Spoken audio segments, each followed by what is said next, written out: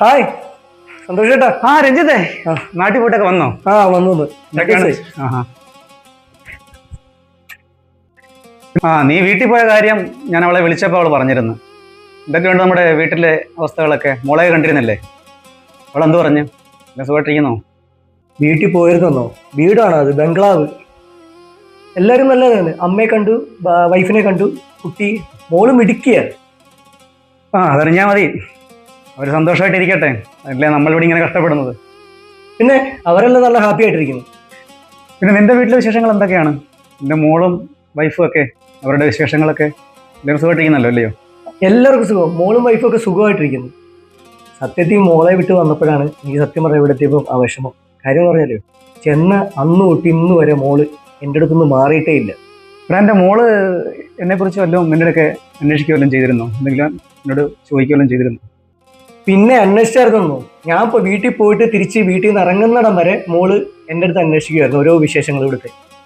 പിന്നെ ഇതെല്ലാം ഇല്ലേ, അച്ഛനെ വരാൻ വേണ്ടി അവിടുന്ന് തന്നുവിട്ടതാ. ഇതെല്ലാം ഇവിടെ കിട്ടിയെന്നേ അവളെ ഒന്ന് ഞാൻ വിളിച്ചു പറയട്ടെ. സന്തോഷമായിരിക്കും അവൾക്ക്.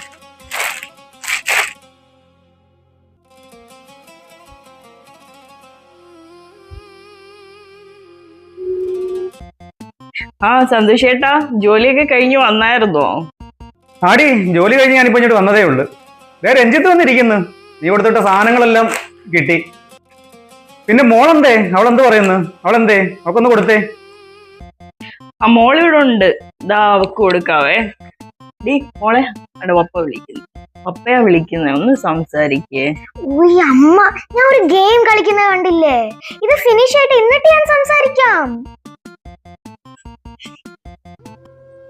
ആടി, കുഴപ്പമില്ലടി, മോള് കളിക്കട്ടെ. ഞാനിനി പിന്നെ വിളിക്കുമ്പോൾ അടുത്ത് സംസാരിച്ചോളാം. രഞ്ജിത്ത് വന്നിരിക്കുന്നില്ല, ഞാൻ അവൻ്റെ അടുക്കൊന്ന് സംസാരിക്കട്ടെ. ഓക്കെ, ഞാൻ പിന്നെ വിളിക്കാം.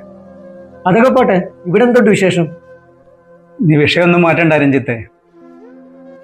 എൻ്റെ മോൾ എന്നെക്കുറിച്ചൊന്നും അന്വേഷിച്ച് കാണത്തില്ലെന്ന് എനിക്കറിയാം. ഞാനിപ്പം നാട്ടിൽ ചെന്നാലും അവളെപ്പോഴും അമ്മയോടൊപ്പമാണ്. എൻ്റെ അടുക്കൽ അങ്ങനെ കൂടുതലൊന്നും വരാറില്ല. മിക്ക പ്രവാസികളുടെയും അവസ്ഥ ഇതൊക്കെ തന്നെ ആയിരിക്കും. ചേട്ടൻ വിഷമിക്കേണ്ട കാര്യമൊന്നുമില്ല. എൻ്റെ അവസ്ഥ ഇതൊക്കെ തന്നെ സന്തോഷ് ചേട്ടാ. ഞാൻ സന്തോഷ് ചേട്ടനോട് പറഞ്ഞിട്ടില്ലെന്നേ ഉള്ളൂ. ഞാനിപ്പോൾ നാട്ടിൽ പോയിട്ട് എൻ്റെ മോൾ എൻ്റെ അടുത്തോട്ടൊന്നും വന്നിട്ട് കൂടിയില്ല. നമ്മുടെ ഉള്ളിലത്തെ വിഷമങ്ങൾ മറ്റൊരാളുടെ അടുത്ത് പറഞ്ഞിട്ട് അവർക്കൂടെ എന്തിനാ വിഷമം ഉണ്ടാക്കുന്നത് വെച്ചിട്ട് പല കാര്യങ്ങളും ഞാൻ ജീവിക്കുക. ആടെ രഞ്ജിത്തെ, എല്ലാവരുടെയും അവസ്ഥ ഇതൊക്കെ തന്നെ ആയിരിക്കും. നമ്മുടെ മക്കളിപ്പം കുഞ്ഞുങ്ങളല്ലേ, വളർന്നു കഴിയുമ്പം അവർ നമ്മളെയൊക്കെ മനസ്സിലാക്കുമായിരിക്കും.